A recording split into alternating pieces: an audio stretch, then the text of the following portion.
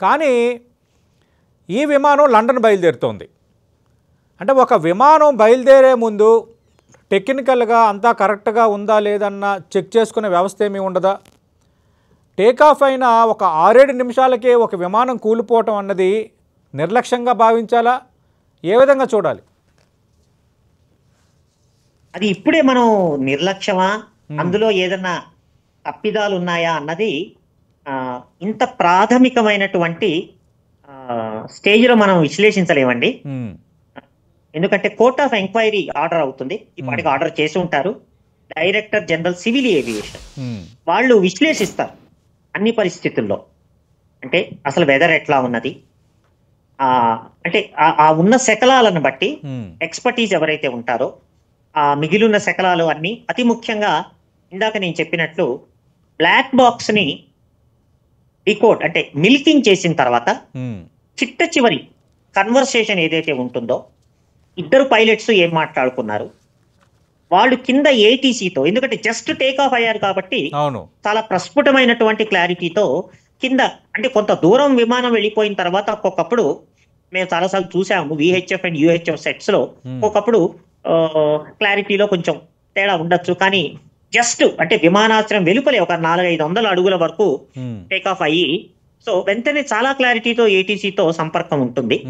So వస్తున్న వార్తలని national లెవెల్లో, రాష్ట్ర స్థాయిలో చూస్తుంటే పైలట్ మెసేజ్ ఇచ్చారు, ట్రస్ట్, ఇంజన్ నుంచి పవర్ పోయింది, ఏమీ చేయలేని నిస్సహాయ స్థితిలో ఉన్నాము అని. మరి అంటే ఆ కన్వర్సేషన్ బయటికి ఎలా వచ్చిందో తెలీదు. మన బ్లాక్ బాక్స్ ని కూలంకుషంగా విశ్లేషిస్తే కానీ తెలియదు. సో కనుక మనం ఈ స్థితిలో అక్కడ మీరు అన్నట్టు మెయింటెనెన్స్ ప్రాబ్లమ్ అయిందా, లేక మానవ తప్పిదమా, ఇవన్నీ ఊహాగానాలు అవుతాయి, స్పెక్యులేషన్స్ అవుతాయి. మోస్ట్ లైక్లీ ఇప్పుడు చాలా దూరం ప్రయాణించో ఏదో అనూహ్యమైనది వస్తే అనుకోవచ్చు. జస్ట్ టేక్ ఆఫ్ అయ్యి అవ్వంగానే ఒకవేళ టెక్నికల్ ఉన్నది అంటే కూడా చాలా ఆశ్చర్యకరము. ఎందుకంటే 2 ఇంజన్లు ఒకేసారి ఆగిపోవటం, స్టాల్ అయిపోవటం, పవర్ లాస్. ఎందుకంటే జరిగిన తీరుతెన్నులు చూస్తే టేక్ ఆఫ్ అయ్యే టైంలో ఇందాక నేను చెప్పినట్టు పూర్తి సామర్థ్యం ఉండి తీరాలి. ఎందుకంటే టేక్ ఆఫ్ అయిపోయి ఒక దానికి నిర్దేశించిన లెవెల్ ఉంటుంది, ప్లాట్ లెవెల్ ఉంటుంది అనమాట, దానికి నిర్దేశించింది. ఆ లెవెల్లో హైట్ కి వెళ్లేదాకా విమానము చాలా జాగ్రత్తగా టేక్ ఆఫ్ అయిపోతుంది.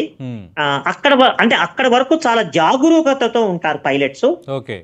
కానీ ఇక్కడ జస్ట్ టేక్ ఆఫ్ అయిన వెంటనే 2 ఇంజన్లు పవర్ లాస్ అయిపోతే పైలట్ ఏమీ చేయలేడు, నిస్సహాయ స్థితిలోకి వచ్చేస్తారు. అంటే ఒక రాయి అలా కొంచెం దూరం ప్రయాణిస్తూ ఉన్నట్టుండి దానిలో ఉన్నటువంటి కైనెటిక్ ఎనర్జీ, చోదన శక్తి పోతే అది కుప్పగూలిపోతుంది కింద రాయిలాగా. ఒక బండరాయి ఎలా అయితే గాలిలో నిట్ట నిలువుగా కుప్పగూలిపోతుందో, సో ఇది అట్లా జరిగినట్టు కనపడుతుంది. కానీ ఆ టెక్నికల్ ఎంక్వైరీ కనుక అయితే చాలా ప్రస్ఫుటంగా ఏది ఇదమిత్తంగా ఏది జరిగింది అన్నది కన్క్లూజన్కి రావచ్చు. అప్పటి వరకు ఇట్లా ఉండవచ్చు, అట్లా ఉండవచ్చు, మోస్ట్ లైక్లీ అన్నదే స్పెక్యులేషన్స్ ఉంటాయి. అంటే కాళిదాస్ గారు, ఒక ఫ్లైట్ ఒక ఎయిర్పోర్ట్ నుంచి బయలుదేరే ముందు సేఫ్టీ చెకింగ్కి సంబంధించి ప్రొసీజర్ ఎలా ఉంటుంది సార్? వేటిని చెక్ చేస్తారు, ఎవరు గ్రీన్ సిగ్నల్ ఇస్తారు, ఎవరు గ్రీన్ సిగ్నల్ ఇచ్చిన తర్వాత yes this flight is ready to fly అని ఎవరు ఫైనల్గా దాన్ని సర్టిఫై చేసేది? ఇప్పుడు ప్రతి విమానానికి సంబంధించి దానికి సంబంధించిన టెక్నీషియన్స్, ఇంజనీర్స్ ఉంటారు. దాని మీద క్వాలిఫై అయిన వాళ్ళు ఉంటారు, వాళ్ళకి లైసెన్స్ ఉంటుంది, ఇంజనీరింగ్ లైసెన్స్ అని ఉంటుంది. ఇందులో ఇంజనీరు ఉంటారు, టెక్నీషియన్స్ ఉంటారు, వాళ్ళకి ఎంత అనుభవం ఉన్నది ఆ ఇంజన్ పైన. ఇంజన్ లో కూడా మీరు అడిగినట్లు 5-6 భాగాలు ఉంటాయండి. ఇంజన్ వ్యవస్థ అన్నది ఒకటి సపరేట్ వ్యవస్థ. అలాగే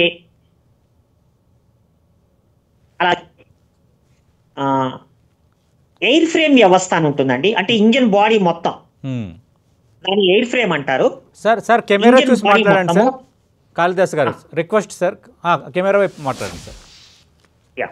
థ్యాంక్ యూ సార్. ఆ ఫేస్ కెమెరా వైపు పెట్టండి సార్.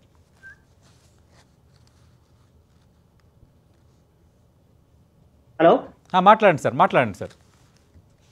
సో ఆ ఇంజిన్ వ్యవస్థ అనేది ఒక బలీయమైనటువంటి ఒక విస్తృతమైనటువంటిది. దాని తర్వాత ఎయిర్ ఫ్రేమ్ వ్యవస్థ అంటామండి. ఈ ఎయిర్ ఫ్రేమ్ వ్యవస్థ బాడీ మొత్తాన్ని చూస్తుంది. అందులో అతి ముఖ్యంగా హైడ్రాలిక్ వ్యవస్థ అని ఉంటుంది. దాని మీద సపరేట్ గా ట్రైన్ అయినటువంటి టెక్నీషియన్స్ ఉంటారు. తర్వాత ఎలక్ట్రికల్ వ్యవస్థ ఉంటుంది, జనరేటర్స్, బ్యాటరీస్, తర్వాత బస్ బారు, మొత్తం ఎలక్ట్రికల్ సప్లై ఎలా ఉంటుందో దాని మీద టెక్నీషియన్ సపరేట్ గా ఉంటారు. దాని తర్వాత ఇన్స్ట్రుమెంటేషన్ అంటే ముందు ప్యానల్ అంటాం కదా, కాక్పిట్ ప్యానల్, హెడప్ ప్యానల్స్ ఉంటాయి. ఆ ప్యానల్స్ ఇన్స్ట్రుమెంట్స్ మీద ఆ ఇంజిన్ కి సంబంధించి ప్రత్యేకంగా ట్రైన్ అయ్యి టెక్నీషియన్స్ ఉంటారు. ఇట్లా ఏ విభాగానికి సంబంధించిన టెక్నీషియన్స్ ఉంటారండి, వాళ్ళు నిష్ణాతులై ఉంటారు. వాళ్ళకి ఆ లైసెన్స్ మీద ట్రైనింగ్ అయి ఉండి ఎన్నో గంటల అనుభవం ఉంటుంది, ఇంక్లూడింగ్ ఇంజనీరు. వాళ్ళు ఎవరికి సంబంధించిన సర్వీసింగ్స్ వాళ్ళు చేసి సర్టిఫికెట్ అందులో రాస్తారు. ఒకవేళ వాళ్ళకి ఏదైనా సాంకేతిక లోపం కనపడితే ఈ కాంపోనెంట్ లో, ఈ వైరింగ్ లో, ఈ పైప్స్ లో ఈ ప్రాబ్లం ఉన్నది, దాన్ని చేయి, అవన్నీ పూర్తి చేసి ఇందాక మీరు అడిగినట్లు వాళ్ళందరూ సంతకాలు పెట్టిన తర్వాత ఎవరు సర్వీసింగ్ చేశారు, దాని తర్వాత సూపర్వైజర్స్ సంతకాలు పెడతారు, దాని తర్వాత ఇంజనీర్ సంతకం పెడతారు.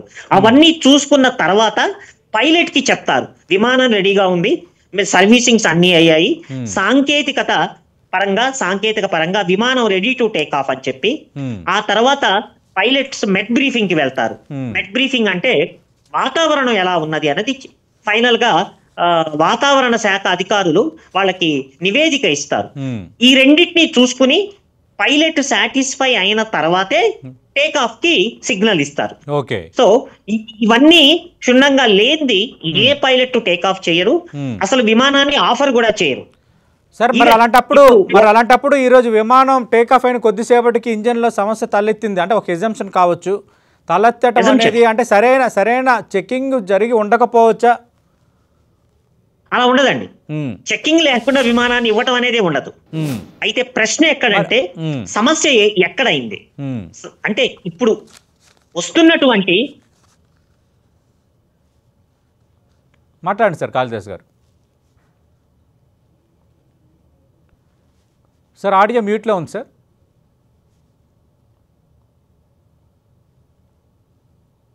హలో వినపడుతుందా? మాట్లాడండి సార్. వినిపిస్తోంది సార్, మాట్లాడండి. ఎప్పుడైతే విమానాన్ని ఆఫర్ చేశారో సర్వీసింగ్ లేకుండా, ఒకవేళ ఒక ప్రయాణం నుంచి వచ్చి ఇంకొక ప్రదేశానికి వెళ్తోంది అనుకుందాం, మధ్యలో కూడా టిఆర్ఎస్ అంటారండి, టర్న్ అరౌండ్ సర్వీసింగ్. సో అది కూడా చేస్తారు. అందులోనూ డైరెక్ట్ గా లాంగ్ ఫ్లైట్, ఇదేదో మన దేశంలో ఒక సిటీ నుంచి ఒక సిటీకి లాంగ్, ఇప్పుడు ఇంటర్ కాంటినెంటల్ వేరే కాంటినెంట్ కి వేరే దేశానికి వెళ్తోంది అంటే ఎంత లేదన్నా సుదీర్ఘంగా లండన్ కి వెళ్తోంది అంటే మధ్యలో ఎక్కడో మిడిల్ ఈస్ట్ లో ల్యాండింగ్ ఉంటుంది. 20-25 గంటలు అది ఫ్లై చేయాలి అంటే అన్ని వ్యవస్థలు పర్ఫెక్ట్ గా చూసిన తర్వాతే చేస్తారు. కానీ ఇక్కడ ప్రశ్న ఏమవుతోందంటే వస్తున్న రిపోర్ట్స్ ఆధారం చేసుకొని, మనకి ఇంకా కోర్ట్ ఆఫ్ ఎంక్వైరీ ఏం రాలేదు, ఈ ప్రాథమికం కదా. సో ఇంజిన్ పవర్ లాస్ అన్నది ఏ కారణం అవుతుంది అన్నది కోర్ట్ ఆఫ్ ఎంక్వైరీ తేలుస్తుంది. అందులోనూ 2 ఇంజన్లు ఒకేసారి పవర్ లాస్, అసలు పవర్ లాస్ అయిందా అన్నది కూడా అఫీషియల్ గా నిర్ధారించాలి. ఇవన్నీ అంచనాలు మాత్రమే, స్పెక్యులేషన్స్ మాత్రమే.